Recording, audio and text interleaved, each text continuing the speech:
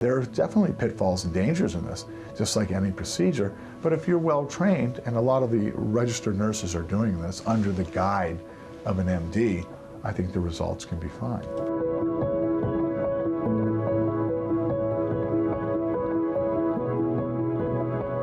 Fillers and botulism Botox have now become like the greatest frontier in cosmetic surgery of the face.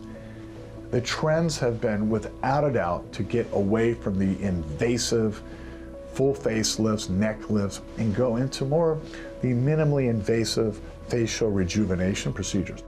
Botox, which is botulism toxin, has been out for many, many years. It was FDA approved for other things other than for cosmetics for many years. Botox, can be used to decrease sweating for, the axilla. It's been used to block the parasympathetic nerves and things like that.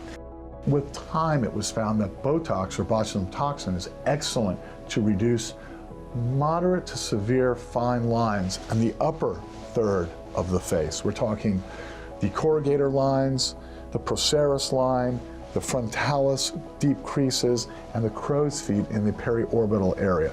It's a neurotoxin. It is a temporary paralysis, and it will recover in 3 to 4 months. High hyaluronic acid.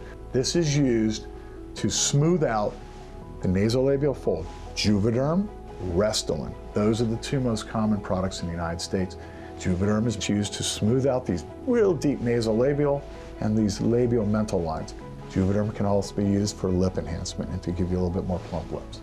These procedures are safe if you know exactly where you're injecting the Juvederm and the hyaluronic acid. You do need to know what level you're injecting, right? Botox is into muscle. You need to know, what level of the dermis if you're injecting deep into the nasolabial folds. You can have problems. Yeah, you can get skin necrosis. If you hit a blood vessel and you inject into an artery, you can end up with dead skin. You need to know where the vessels are and where the nerves are. And if you start having blanching, you need to be able to use a counter product for the hyaluronic acid called hyaluronidase. And you need to inject it into that similar area and smooth that out to kind of disintegrate that hyaluronic acid. And if somebody doesn't pick that up early, you can end up with atrophy and complete loss of skin and tissue.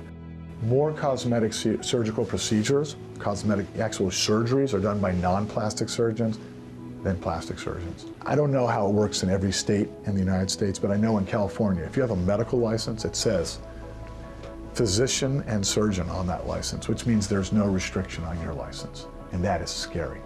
Any doctor with a valid medical license in the state of California is unrestricted to the type of medicine that he or she can perform. There are definitely pitfalls and dangers in this, just like any procedure, but if you're well trained, and a lot of the registered nurses are doing this under the guide of an MD, I think the results can be fine.